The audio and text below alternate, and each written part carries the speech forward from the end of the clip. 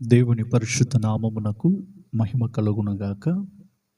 ఆశీర్వదించబడిన ఈ మంచి సమయములో మన రక్షకుడును విమోచకుడునైన యేసుక్రీస్తు వారి నామములో మరొకసారి కూడా శుభములను తెలియపరుస్తూ ఉన్నాను. ప్రభువునందు ప్రియ దేవుని బిడ్డలారా, పరిశుద్ధ లేఖనములలో న్యాయాధిపతులను గురించి కొన్ని ఆత్మీయ సత్యములను తెలుసుకోవడానికి మరి పరిశుద్ధాత్మ దేవుని సహాయం మూలముగా వివరించుటకు ప్రభువు కృప చూపుతున్నందుకు అందును బట్టి నా దేవునికి ముందుగా కృతజ్ఞతాస్తుతులు చెల్లిస్తూ ఉన్నాను. ఆధ్యాత్మిక జీవితములో మనము ఎదుగుచు ఆత్మీయానుసారముగా నడుచుకుంటూ మరి ప్రభు రాకడకు మనము సిద్ధపడాలనేదే ఈ క్రైస్తవ జీవితము యొక్క ముఖ్య ఉద్దేశమై ఉన్నది.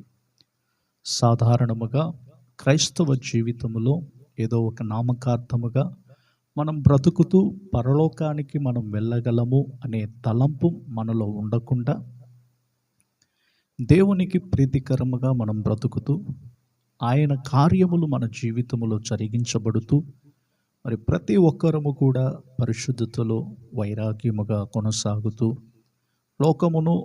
లోకములో ఉన్న వాటిని విడిచి మరి ప్రభు వైపు మనం ఎప్పుడైతే తిరగగలుగుతూ ఉన్నామో ప్రభు మనలను ఆశీర్వదించగలడు. ఇశ్రాయేలీయుల జీవిత విధానములలో ఐగుప్తు నుండి విడిపించబడి పాలు తేనెలు ప్రవహించు దేశమునకు ప్రయాణం అనేది వారు కొనసాగిస్తూ మరి ఆ కనాను దేశంలోనికి ప్రవేశించిన తరువాత వారికి స్వాస్థ్యముగా పంచిపెట్టబడిన ప్రతి స్వాస్థ్యమును వారు పొందుకొని మరి ఆ ప్రాంతములో వారు జీవిస్తూ వచ్చారు. యెహోషువ కాలములో మరి దేవునికి వారు సంపూర్ణముగా తమ్మును తాము అర్పించుకొని మరి పూర్ణ హృదయముతోనూ పూర్ణ మనస్సుతోనూ పూర్ణ ఆత్మతోనూ ప్రభువును సేవించుచున్న మరి కాలేబు యొక్క జీవితములో కూడా మనము అనేక ఆత్మీయ విషయములను గమనించగలం. మరి తన కుమార్తె అయినటువంటి అక్సాలను కాలేబు తన తమ్ముడైనటువంటి కుమారుడికి ఒత్నీయేలుకు ఇచ్చి వివాహము చేసిన తదనంతరము మరి ఏ విధముగా ఆ సందర్భములనేవి న్యాయాధిపతులు 2వ అధ్యాయములో వాటిని మనము గమనించగలము. కనుక ఈ సమయములో మన ధ్యానార్థము కొరకు న్యాయాధిపతుల గ్రంథము 2వ అధ్యాయము మొదటి 5 వచనములను నేను చదువుతాను, మీరు గమనించండి. యెహోవా దూత గిల్గాలు నుండి బయలుదేరి బోకీమునకు వచ్చి ఇలాగు సెలవిచ్చెను.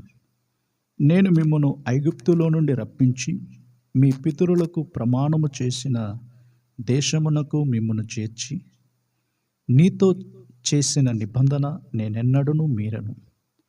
మీరు ఈ దేశ నివాసులతో నిబంధన చేసుకొనకూడదు, వారి బలిపీఠములను విరగొట్టవలెనని ఆజ్ఞ ఇచ్చితిని గాని మీరు నా మాటను వినలేదు. మీరు చేసిన పని ఎట్టిది కావున నేను మీ ఎదుట నుండి ఈ దేశ నివాసులను వెళ్ళగొట్టను. వారు మీ ప్రక్కలకు శూలములుగా నుందురు, వారి దేవతలు మీకు ఉరిగా నుందురని చెప్పుచున్నాను.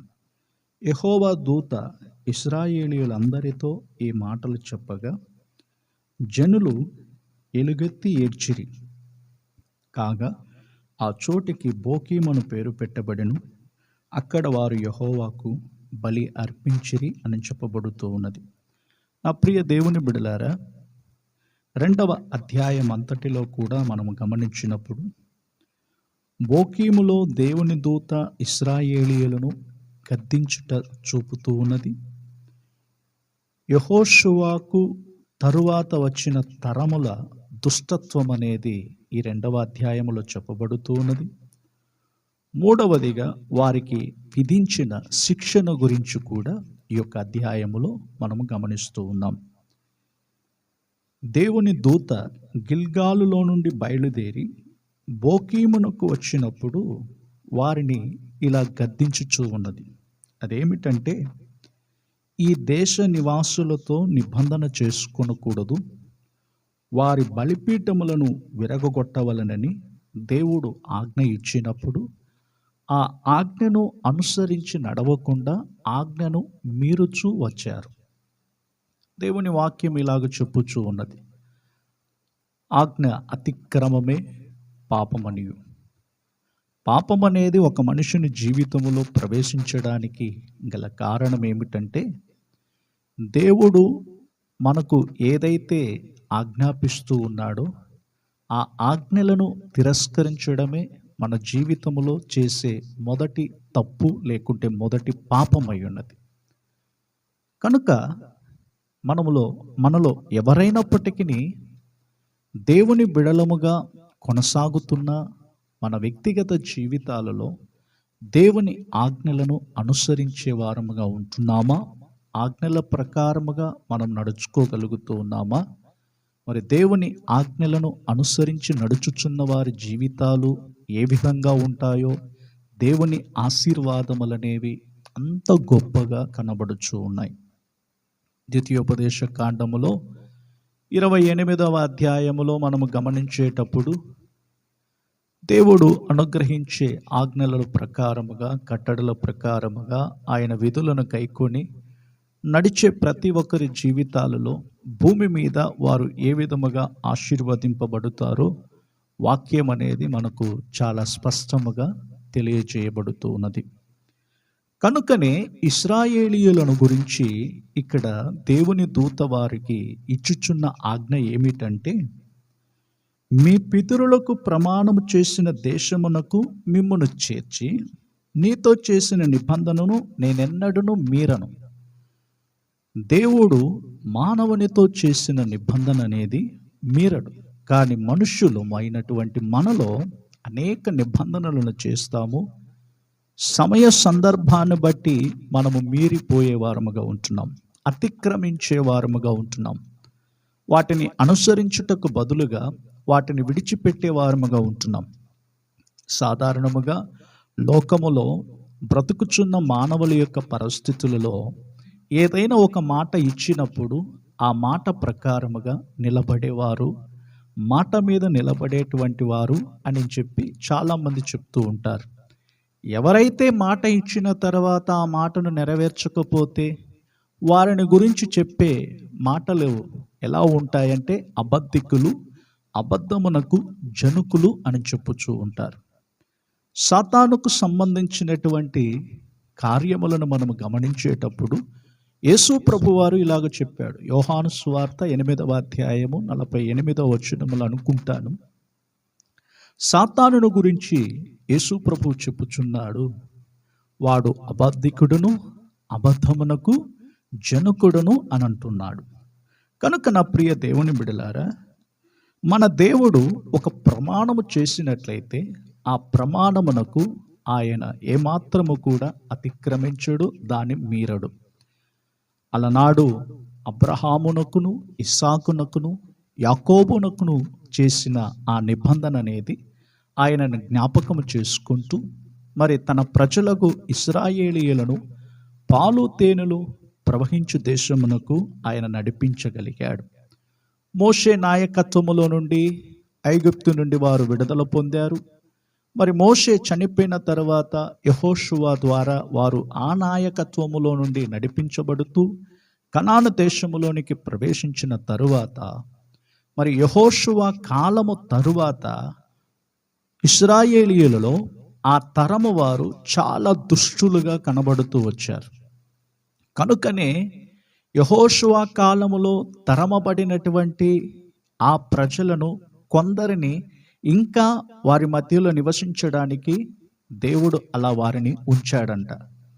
అదే ఈ యొక్క అధ్యాయములో మనము గమనించగలుగుతూ ఉన్నాం. కనుక నా ప్రియ దేవుని బిడలారా, 2వ వచనములో చెప్పబడిన మాటలు ఏమిటంటే, మీరు ఈ దేశ నివాసులతో నిబంధన చేసుకొనకూడదు, వారి బలిపీఠములను విరగొట్టవలెను అని చెప్పబడుతూ ఉన్నది. ఎందుకు దేవుడు ఈ మాటలను తెలియజేస్తూ ఉన్నాడో మనము గమనించినట్లయితే, చెడు స్నేహము యొక్క ఫలితములనేవి చాలా భయంకరముగా కనబడుతూ ఉంటాయి. నేడు కూడా దేవుని ప్రజలకును మరి అన్యజనులకును ఏ విధమైనటువంటి సహవాసము కలిగి ఉండాలో మరి పౌలు భక్తుడు కూడా ఒక మాట తెలియజేస్తూ ఉన్నాడు. విశ్వాసులకు అవిశ్వాసులకు పాలెక్కడా, మరి వెలుగునకు చీకటికి సంబంధం ఏంటి? మరి ఈ విధమైనటువంటి మాటలను అపోస్తులుడైన పౌలు సంఘమునకు ఆయన తెలియజేయుచూ ఉన్నాడు. మరి దేవుని బిడలమైనటువంటి మన బ్రతుకులలో చెడు సహవాసములనేవి మన జీవితములో దిగజారిపోవుటకు పలు విధాలుగా ప్రయత్నం అనేది కొనసాగుతూ ఉంటుంది. అందుకనే దేవుని బిడలో చెడు సహవాసములను విడిచిపెట్టి దైవిక సహవాసం అనేది ప్రతి ఒక్కరిలో కూడా కనబడుతూ ఉండాలి. ఈ చెడు సహవాసం మూలముగా లేకుంటే ఈ చెడు స్నేహం మూలముగా కొన్ని ఫలితములనేవి ప్రతి ఒక్కరి జీవితంలో కూడా కనబడుతూ ఉంటాయి. కనుకనే ఇశ్రాయేలీయులకు ఒక ప్రత్యేకమైనటువంటి జనాంగము వారు. మరి బాలాకు బిలామును తీసుకుని వచ్చి ఇశ్రాయేలీయులను శపించడానికి మరి బిలామును తీసుకుని వచ్చినప్పుడు బిలాము చెప్పుచూ ఉన్న మాటలేమిటి? ఇదిగో వారు ఒంటిగా నివసించువారు, వారు ఆ జనము ఎవరిలో కూడా కలవనటువంటి వారు, వారందరూ కూడా ఒంటిగా నివసించేటువంటి దేవుని ప్రజలని చెప్పి మరి బిలాము చెప్పుచూ ఉన్నాడు. నా ప్రియ దేవుని బిడలారా, క్రైస్తవ మార్గములో కొనసాగుతున్నటువంటి మనమందరము కూడా మనలో ఒక ప్రత్యేకమైన జీవితం అనేది చాలా ప్రాముఖ్యమైనది. మరి ఈ చెడు సహవాసముల మూలముగా మనము కొన్ని ఫలితములనేవి వాక్యానుసారముగా మనము గమనించే వారముగా ఉండాలి. కనుకనే మొట్టమొదటిగా సంఖ్యాకాండము 33వ అధ్యాయము 55వ వచనములో మనము గమనించేటప్పుడు ఈ ఇశ్రాయేలీయులు కనానీయులతో సహవాసము చేస్తూ ఉన్నప్పుడు వారి ప్రక్కలో శూలములుగాను వారిని ఇబ్బంది పెట్టేటువంటి వారుగాను లేకుంటే బాధ పెట్టేటువంటి వారుగా ఉంటున్నారు. ఒక వ్యక్తి చెడు సహవాసములో కొనసాగుతూ ఉన్నట్లయితే అటువంటి వారితో కూడా, ఆ మూర్ఖులకు వారితో కూడా మనం సహవాసము చేస్తూ ఉన్నట్లయితే మన జీవితంలో మొదటిగా బాధలు ఇబ్బందులు ఎదుర్కొనే వారముగా ఉంటున్నాం. రెండవదిగా చెడు సహవాసం మూలముగా మన యొక్క విశ్వాసం అనేది కోల్పోయే వారముగా ఉంటున్నాం. మన విశ్వాసపు యొక్క జీవితమునకు భంగం కలుగుతుంది. కనుకనే లోకములో ఒక ప్రత్యేకమైనటువంటి ఒక జీవితం చేయడానికి క్రైస్తవ జీవితం అనేది ఒక ప్రత్యేకమైనటువంటి ఒక జీవితం. ఈ మార్గములో మనము ప్రభువును వెంబడించే వారముగా ఉంటున్నాము కనుక మరి మనలో ప్రభు యొక్క కార్యములు పరిపూర్ణముగా అవి కొనసాగించబడుతూ ఉండాలి. కనుకనే మన యొక్క విశ్వాసం అనేది పాడవకుండునట్లుగా, మన యొక్క విశ్వాసాన్ని మనము కోల్పోకుండునట్లుగా, మరి మన యొక్క విశ్వాసం అనేది కాపాడుకోవడానికి మంచి స్నేహం అనేది కొనసాగించే వారముగా ఉండాలి. అనగా చెడు స్నేహితులతోనూ చెడు కార్యములను జరిగించు వారితో కూడా సహవాసం మనము కలిగి ఉన్నట్లయితే మనలో అనేక మంది విశ్వాసమునకు భంగం అనేది కలుగుతూ ఉన్నది. వైరాగ్యముగా విశ్వాసముతో బ్రతుకుచున్న వారందరూ కూడా ప్రభువునందు విశ్వాసం ఉంచి తమ కార్యములను కొనసాగిస్తూ ఉంటారు. మరి ఎప్పుడైతే చెడు సహవాసం అనేది స్నేహం అనేది ఒకని జీవితంలోనికి ప్రవేశిస్తూ ఉన్నదో వాని యొక్క విశ్వాసం అనేది భంగం కలుగుతూ ఉన్నది. మూడవదిగా మనం గమనించినట్లయితే చెడు స్నేహం అనేది మనలో కొనసాగుతూ ఉన్నట్లయితే దేవుని యొక్క కోపం అనేది మన మీదకు వస్తూ ఉన్నది. కనుకనే ఇశ్రాయేలీయుల యొక్క జీవితాలలో అప్పుడప్పుడు దేవుడు వారిని శత్రువులకు అప్పగిస్తూ వచ్చాడు. కారణం ఏమిటంటే మరి దేవుని మాటను వినకుండా దేవుని ఆలోచనను తృణీకరించి దేవుని కార్యములను మరచిపోయి దేవుడు చేసిన ప్రతి అద్భుతాలను వారు మరచిపోయిన వారుగాను, అనగా యెహోషువ తరువాత కాలములో వచ్చినటువంటి ప్రజలందరూ కూడా దుష్ట కార్యములను జరిగిస్తూ వచ్చారు. మరి వారిలో పలు విధమైనటువంటి చెడు కార్యములనేవి కలిగి ఉన్నందువల్ల మూలముగా ఆ కోపం అనేది, దేవుని కోపం అనేది వారి మీద కనబడుతూ వచ్చింది. కనుకనే వారు శత్రువుల చేతికి అప్పగించబడుతూ వచ్చారు. మరి వారు బానిసలుగా కూడా మరలా తిరిగి కనబడుతూ వచ్చారు. నేను ఎందుకు ఈ మాటలు మీకు తెలియజేస్తున్నానంటే, క్రైస్తవ జీవితంలో మరి మన చెడు సహవాసం అనేది మనలో ఉన్నట్లయితే మనం మొట్టమొదటిగా మనము ఇబ్బంది పడేవారముగా ఉంటున్నాము, మన యొక్క విశ్వాసమును కోల్పోయేవారముగా ఉంటున్నాము, దేవుని యొక్క కోపమునకు మనము గురి అయ్యేవారముగా ఉంటున్నాము. కనుకనే చెడు సహవాసం అనేది ఒక మనుషుని జీవితంలోనికి ప్రవేశించినప్పుడు వారి మూలముగా తమ తల్లిదండ్రులు అవమానపరచబడేవారుగా ఉంటున్నారు. కనుక ఈ రోజుల్లో చాలామందిని మనం చూస్తూ ఉన్నాం. ఎంతోమంది యవనస్తులు చెడు సహవాసముల మూలముగా చెడు కార్యములను నేర్చుకుంటూ చెడు అలవాట్లకు లోబడుతున్నటువంటి వారి జీవితాలలో మరి తమ తల్లిదండ్రులు కూడా అవమానపరచబడే స్థితికి వారు తీసుకుని వస్తూ ఉన్నారు. కనుకనే ఇశ్రాయేలీయులకు దేవుడు ఆజ్ఞాపించిన కార్యములు ఏమిటంటే, వారి బలిపీఠములను విరగొట్టవలెను, వారితో కూడా నిబంధన చేసుకోకూడదు అని చెప్పాడు. మరి ఈ ఇశ్రాయేలీయులను గద్దించినప్పుడు వారు తిరిగి మారు మనసు పొందినట్లుగా 5వ వచనములో మనం చూస్తూ ఉన్నాం. ఆ కార్యం ఏమిటంటే, జనులు ఎలుగెత్తి ఏడ్చారు కాగా ఆ చోటికి బోకీము అను పేరు పెట్టబడెను. బోకీము అను పేరుకు అర్థం ఏమిటంటే ఏడ్చువారు.